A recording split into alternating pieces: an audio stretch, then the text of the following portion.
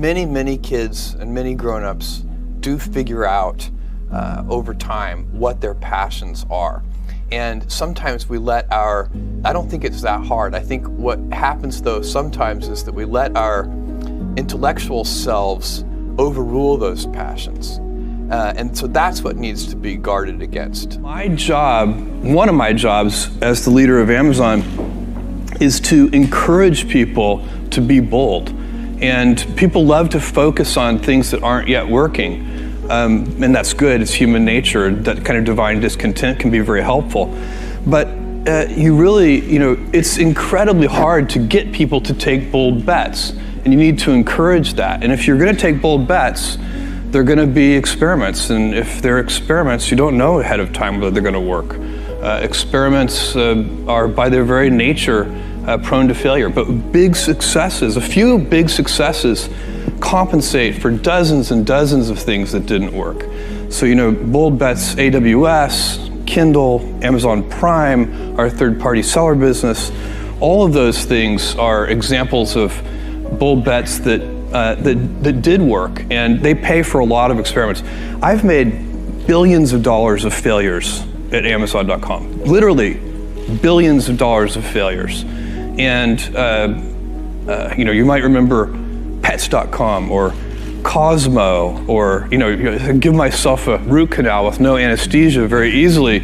None of those things are fun, but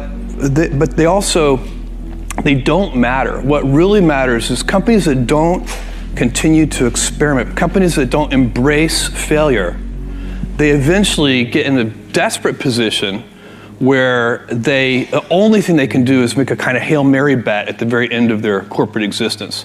Whereas companies that are,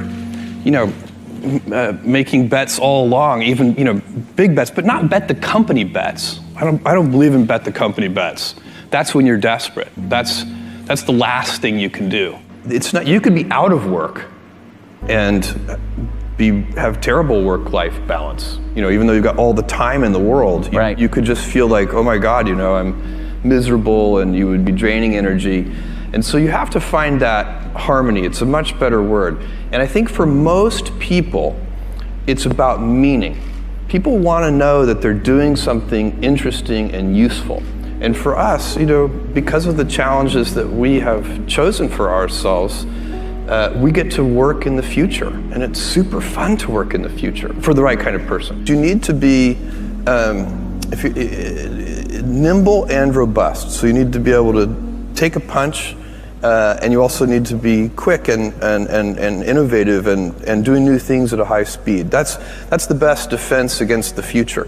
And you have to always be leaning into the future. If you're leaning away from the future is going to win every time. Never, ever, ever lean away from the future. We all have adversity in our lives. I doubt if you really, if you know somebody, any friend or anybody that you talk to, there's no lack of adversity. And by the way, that's good, because it's what teaches us how to get back up. You fall down, you get back up. It always happens.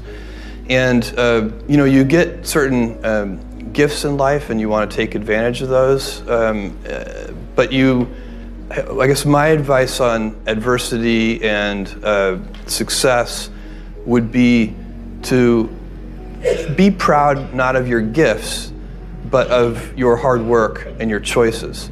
So you may be the kinds of gifts you get in life. You might be really good at math. It might be really easy for you. That's a kind of gift. But practicing that math and taking it to the next step, that could be very challenging and hard, and take a lot of sweat. That's a choice. You can't really be proud of your gifts because they were given to you. You can be grateful for them and thankful for them. But your choices, you choose to work hard. You choose to do hard things. Those are choices that you can be proud of. Being an inventor requires, because the world is so complicated, you have to be a domain expert. I mean, in a way, even if you're not at the beginning, you have to learn enough so that you become a domain expert. But the danger is, once you've become a domain expert, you can be trapped by that knowledge. And so inventors have this paradoxical ability to have that 10,000 hours of practice and be a real domain expert and have that beginner's mind. Have that look at it freshly, even though they know so much about the domain. And that's the key to inventing. You have to have both. And I think that is intentional. I think all of us have that inside of us, and we can all do it, but you have to be intentional about it. You have to say, yeah, I am going to become an expert, and I'm going to keep my beginner's mind. You can't skip steps. You have to put one foot in front of the other. Things take time. There are no shortcuts, and but you want to do those steps with passion and ferocity. It's easy to have ideas. It's very hard to turn an idea into a successful product. There are a lot of steps in between, and it takes persistence, relentlessness. So I always tell people who are, who think they want to be entrepreneurs, you need a combination of stubborn relentlessness and flexibility. And you have to know when to be which. And basically you need to be stubborn on your vision, because otherwise it'll be too easy to give up. But you need to be very flexible on the details, because as you go along pursuing your vision, you'll find that some of your preconceptions were wrong, and you're going to need to be able to change those things. So I think taking an idea successfully all the way to the market and turning it into a real product that people care about and that really improves people's lives is a lot of hard work. Don't try to chase what is kind of the hot passion of the day. I think we actually saw this, I think you see it all over the place in many different contexts, but I think we saw it in the internet world quite a bit, where at the sort of peak of the sort of internet mania in, say, 1999, you found people who were very passionate about something. They kind of left that job and decided, I'm going to do something in the internet, because it's it was almost like the the 1849 gold rush in a way. I mean, you find that people, if you go back and study the history of the 1849 gold rush, you find that at that time everybody who was within shouting distance of California was, they might have been a doctor, but they quit being a doctor and they started panning for gold. And that almost never works. And even if it does work, according to some metric, financial success or whatever it might be, I suspect it leaves you ultimately unsatisfied. So you really need to be very clear with yourself. And I think one of the best ways to do that is this notion of projecting yourself forward to age 80, looking back on your life and trying to make sure you've minimized the number of regrets you have. That works for career decisions. It works for family decisions. Do you want? I have a 14-month-old son, and it's very easy for me to, if I think about myself when I'm 80, I know I want to watch that little guy grow up.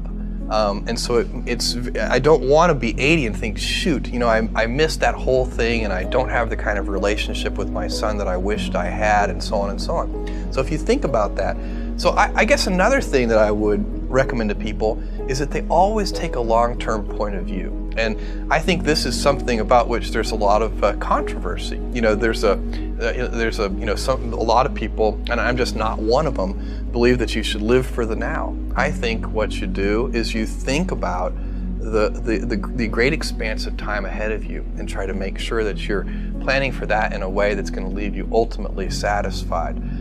So this is the way it works for me. And I mean, everybody needs to find that for themselves.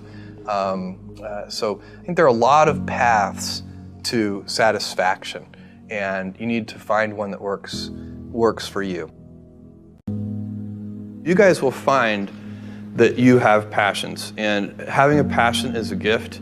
I think we all have passions, and you don't get to choose them. They pick you, but you have to be alert to them. You have to be looking for them. And when you find your passion, it's a fantastic gift for you, because it gives you direction, it gives you purpose. You could have a job, or you can have a career, or you can have a calling. And the best thing is to have a calling. And if you find your passion, you'll have that, and all your work won't feel like work to you.